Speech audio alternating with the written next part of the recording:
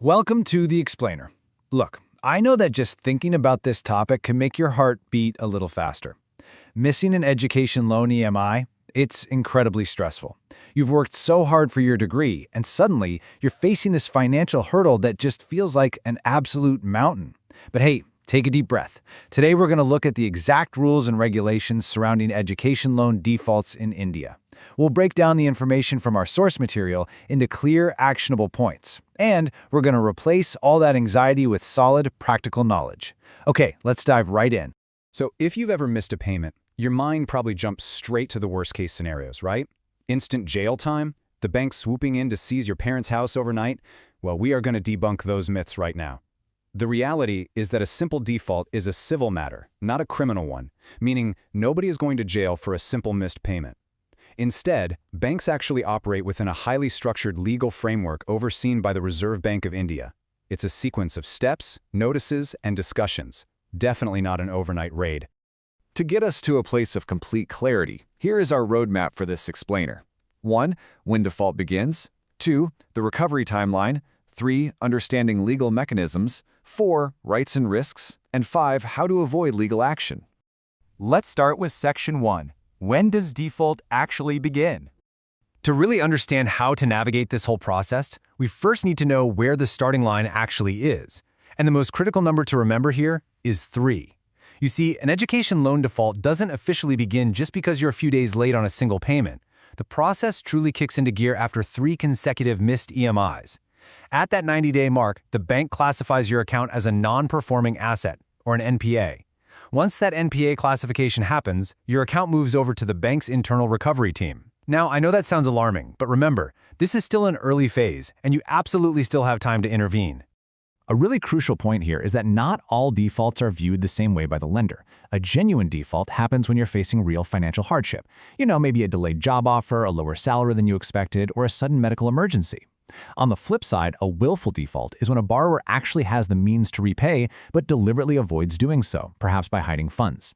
Banks, and the legal system for that matter, treat willful defaulters far more strictly, and they can potentially report them to credit bureaus specifically as willful defaulters. So proving that your hardship is genuine is a major factor in how the bank is going to respond. Knowing these two types of default helps us understand exactly how a bank will act over time. Which brings us to Section 2, the step-by-step recovery timeline. Legal action rarely happens suddenly, right? It unfolds gradually. In months 1 and 2, you're just going to receive gentle reminder calls and SMS alerts. If those get ignored, month 3 hits and you get that NPA classification we just talked about. By month 4, the bank steps it up and issues a formal recovery notice with a strict deadline. It's only if things remain completely unresolved around months 6 to 12 that the bank will actually escalate to formal legal notices and recovery proceedings. The big takeaway here? You have multiple windows of opportunity to step in and stop the clock before things escalate. But what happens if the clock does run out? Let's look at Section 3, Understanding the Legal Mechanisms. When it comes to the specific routes banks take to recover their money, there is a ton of confusing legal jargon. Let's translate some of this legalese, shall we? If your loan is secured with collateral, the bank might use the Sarfasi Act. This route is fast and involves minimal court time. Now, if your loan is over 20 lakh rupees, they'll likely head to the Debt Recovery Tribunal, or DRT, which is a specialized, moderately paced forum. And if you have a smaller unsecured loan, well, they might file a civil suit, which is a slow, full-court process. So the bank's strategy entirely depends on your loan size and whether or not you provide a collateral. Speaking of collateral, let's address the elephant in the room: property seizure. It's the biggest fear borrowers have, but a bank cannot just walk up and take your personal belongings. Property seizure only applies to secured loans, meaning you explicitly put up a house or a fixed deposit as collateral. And even then, under the Sarfasi Act, strict due process applies. The bank absolutely must issue a 60-day notice before taking possession. That gives you time to appeal to the DRT if you believe the process is unfair.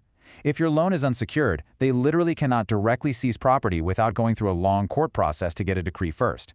So now that we've demystified the legal routes, let's look at the collateral damage as well as the protections available to you. Moving on to Section 4, Borrower Rights and Guarantor Risks.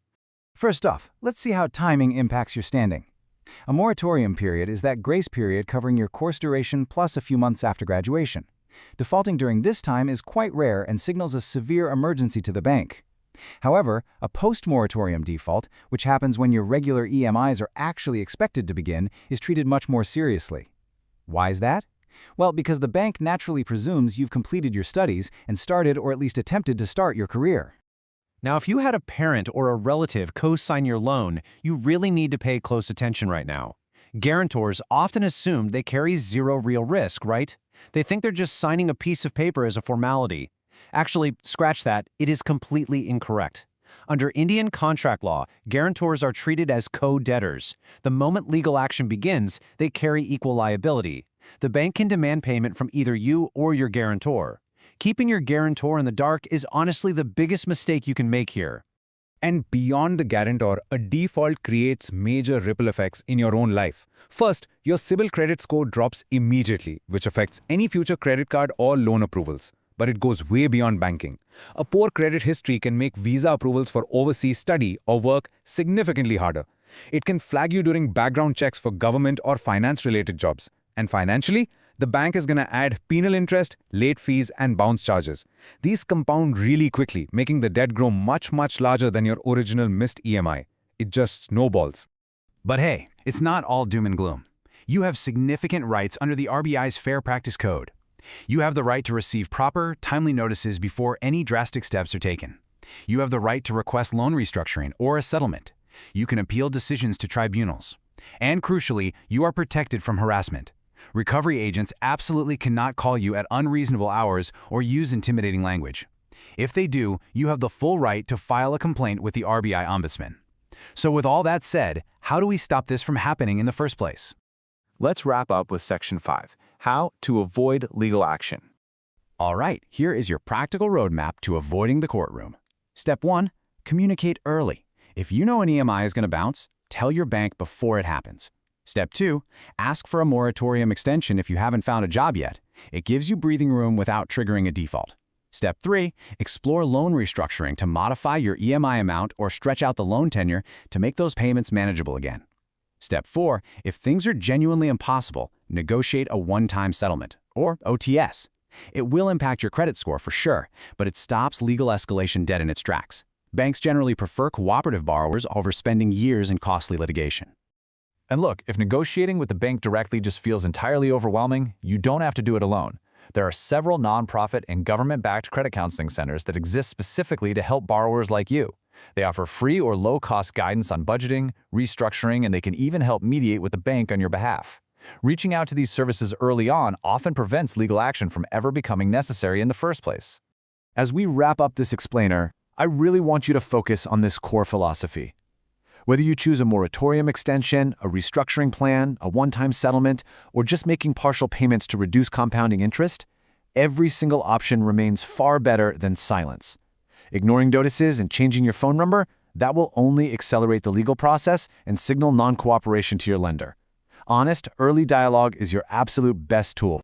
So I leave you with this final thought. A missed payment is a setback. It is not a life sentence. The legal frameworks we explored today exist to recover funds, yes, but they also require fairness and strict due process. By understanding the timeline, knowing your rights, and acting proactively, you can navigate this challenge. So, what's it going to be? Will you let silence and fear dictate your financial future, or will you reach out to your lender and take control today? The choice is entirely yours. Thanks for joining me on this explainer, and I'll see you next time.